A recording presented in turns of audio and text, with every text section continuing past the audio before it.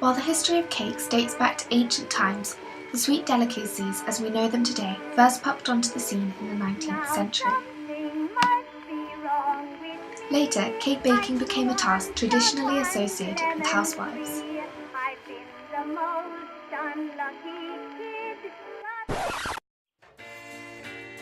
Today, cake baking and decorating is not just a hobby for the perfect housewife. It has become a science and an art form that is extended all over the globe. Women no longer have the kitchen to themselves as male chefs begin to worm their way in to what was once seen as the housewife's domain.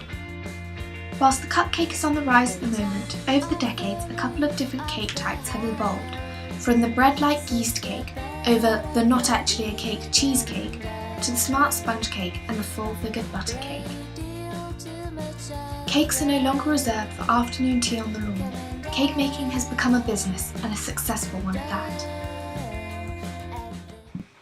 Every year, cake makers and sugarcraft artists come together at Cake International, where the wheat is separated from the chaff. On the opening day, Mary Berry and Mitch Turner cut the cake and welcomed the guests to the bustling showcase.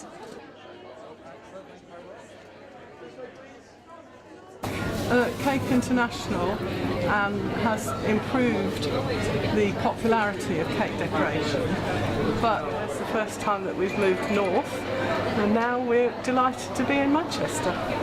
The cake industry has really taken off, so there's lots going on. We've gone from one international exhibition a year now to 7, so that shows you how much it's growing, so it's getting really big. Lots of people getting involved. People that have been made unemployed are starting businesses up.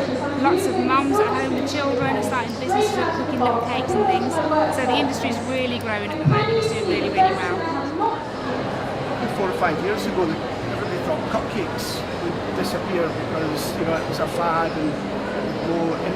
It's going to slow down a little, but there's still a lot of cupcake businesses out there making good money and coming out with some fantastic ideas and designs. And no doubt, if the media attention stops, if the British Bake Off slowed down and Piece of Cakes and the other medias that are on, then certainly I would imagine that the kind of machine, there wouldn't be the new people coming in to lift the interest or the expectation. But I think the key thing is that it's not plateaued yet, as far as I can see. There's a lot more shows on, and equally as busy. But with anything, there's likely to be a plateau at some point. I don't think we're anywhere close to that yet. I've been judging for 25 years, and I've just retired after 25 years from Hotel Olympia and Hospitality, which are the trade shows.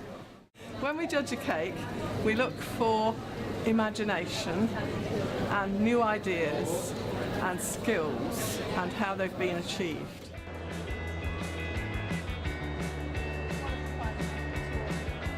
Sugarcraft is cake decorating.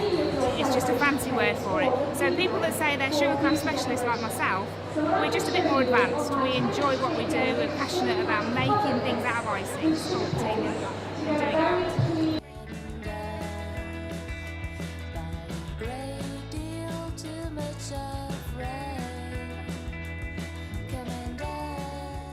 I think there has been increasing cake decorating, but a lot of it is more baking with cupcakes.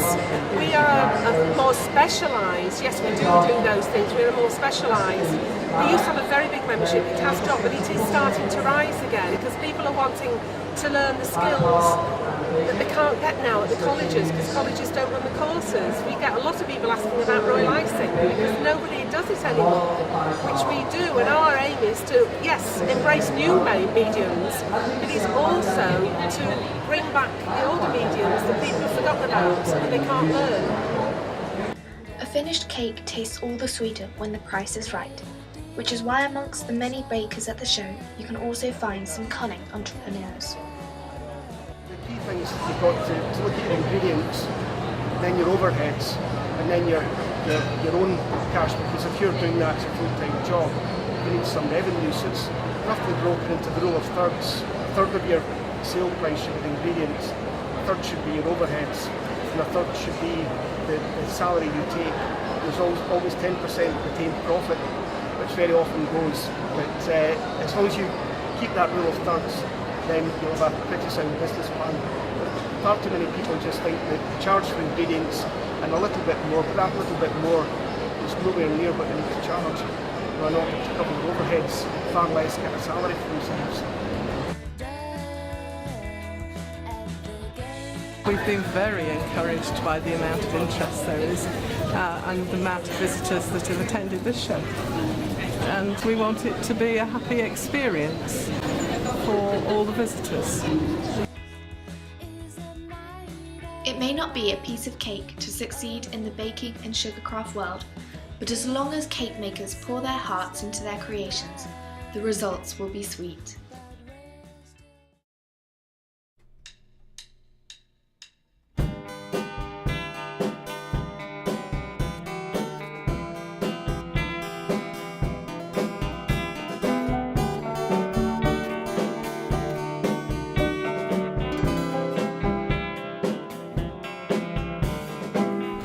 On the downtown skyline, well, I guess that's good for some.